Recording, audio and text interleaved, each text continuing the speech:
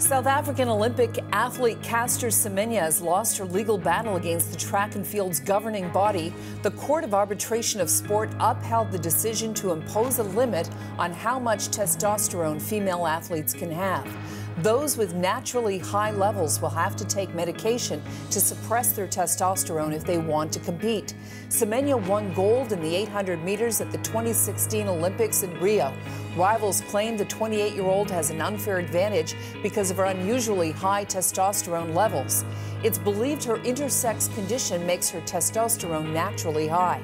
The International Association of Athletics Federations imposed a testosterone limit for women in some events, and the court upheld that today. So was that a fair ruling, and what will be the implications? Joining me now from Calgary is Kristen Worley. Kristin is a Canadian cyclist who has taken the International Olympic Committee to court and won over their policy on hormone regulation. And in Portland, medical advisor to the IOC, Joanna Harper. Welcome to you both. Hi, Carol. Great to hear you. Okay, great to be with you. Joanna, let me start with you. What's your reaction to the ruling today?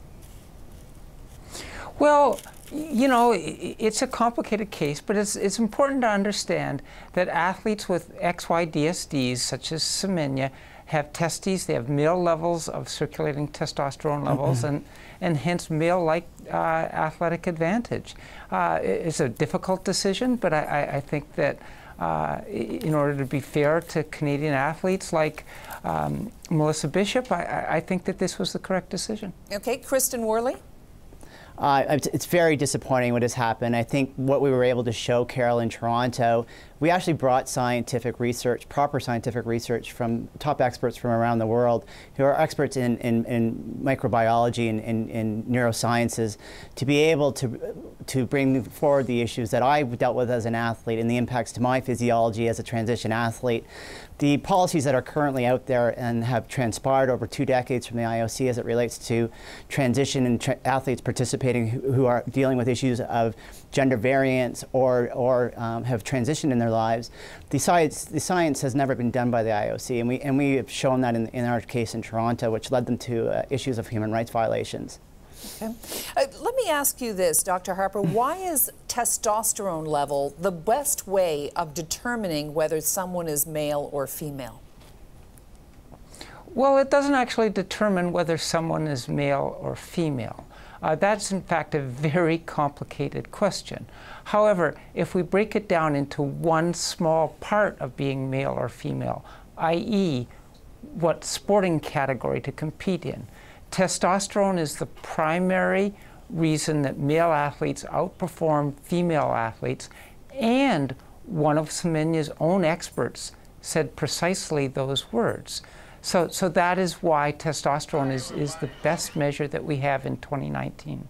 Okay. Kristin, what's your response to that? Well, Carol, what we found out, and you're actually comparing apples to oranges. When you're talking about, when we as a society tend to put male and female into boxes, and we're looking for that simple solution. So the sporting community, the Olympic movement has, you know, we have paralleled that of society and not looking at the variances of our human physiology, which we all share. So the issue in terms of what we're talking about as the IOC has created this umbrella, in terms of the identities between male and female, you're actually comparing apples to oranges. So when you're bringing it into a decision and discussion around testosterone, the female physiology's primary hormone is not testosterone, it's human growth hormone. The secondary hormone for XX chromosome individuals is testosterone.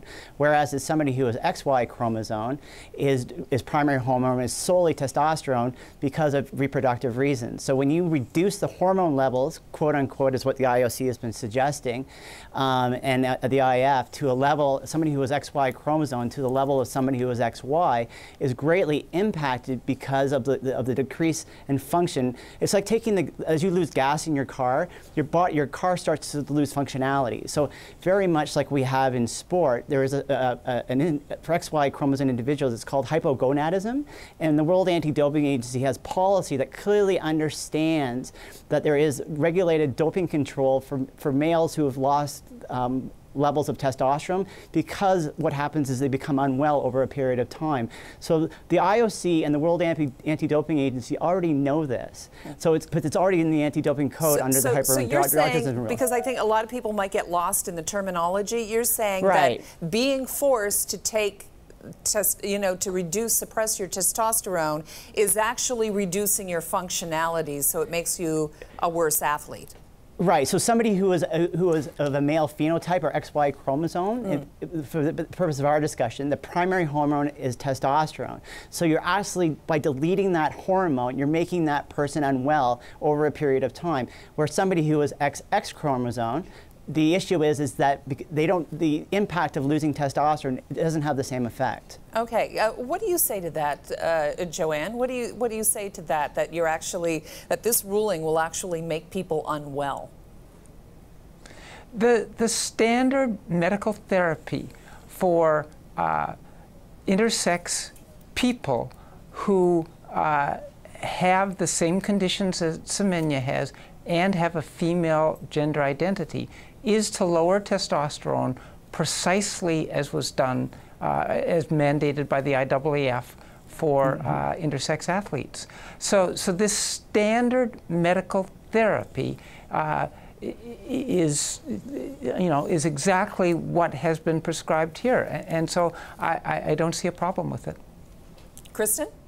Well, we know, Carol, tell us your experience. What happened to you? Because you had to take this. Well, that's right, Carol. And I think that what's really important here is that what happens is, the issue is that when you go through a transition, your body loses the ability to generate hormones because you lose the gonadal function. So that would be the testicles or the ovaries, depending on the sex of the body.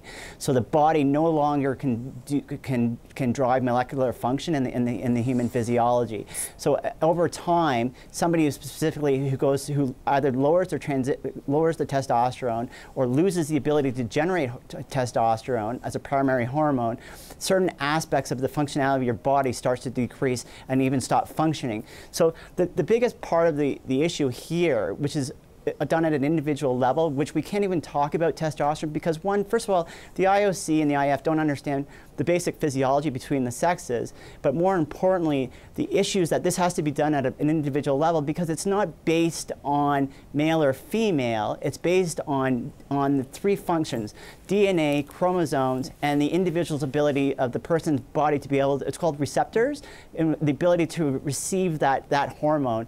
Okay. Is all done on a very individual level, not on an umbrella as the IOC is suggesting. Joanne, let's take this from another tact. What do you think the future in sport would be for women generally if this ruling were not allowed to stand, if it was reversed?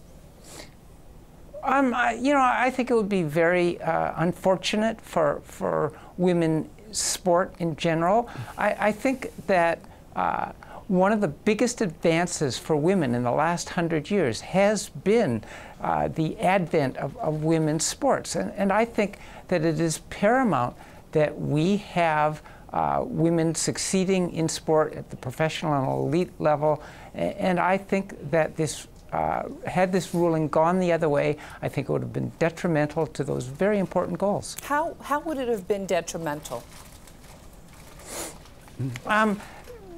Because, as I say, I think it's important to allow women to succeed, and if we don't have a proper method of separating male athletes from female athletes, then we jeopardize that goal. And how would it, I just want to get a clear example, how would it jeopardize that goal? Exactly. Give me an example. Well, I would suggest that any human being who has testes, has male levels of testosterone, and has functioning androgen receptors should be competing in the men's division. So that is the correct sporting category for those individuals, regardless of their gender identity. Are they always going to win over women who were born women? No, of course not. There are many factors involved in sports success. However, the best men will always beat the best women.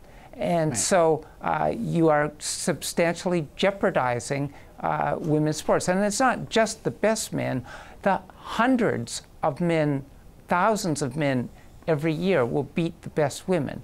And so, again, to allow human beings with testes, with functioning androgen receptors and male testosterone levels into women's sports would be a travesty, I think. Kristin? Carol, at the end of the day, we're not even talking about the issues of athletes who have gone through transition or athletes who are dealing with issues of variants of sex development. We're talking about human beings, and we're talking about our humanity, and sport is supposed to be representative of that. What the IOC has done historically over years has tried to, and what this is ongoing here, is what these people have done is created a social ideal about male and female sport, and then trying to look for the science to try to fit it, a square peg into a round hole. And what's happening, it's splintering all the way around it. What we need to have to do, Carol, to make sport and bring sport through that evolution, which we do as human beings, is for us as a society to catch up to what's going on in terms of this interlacing of our diversity as individuals between the sexes and identifying that within the sports system. So instead of creating an ideal and trying to fit science into that, let's look at the science and the research and then try to create a sporting system that supports that. All right, well, we'll leave it on that note. Kristen Worley, Canadian cyclist who has taken the IOC and the World Doping Agency to court, I believe. Joanna Harper, medical advisor to the International Olympic Committee. Thank you both for joining me tonight.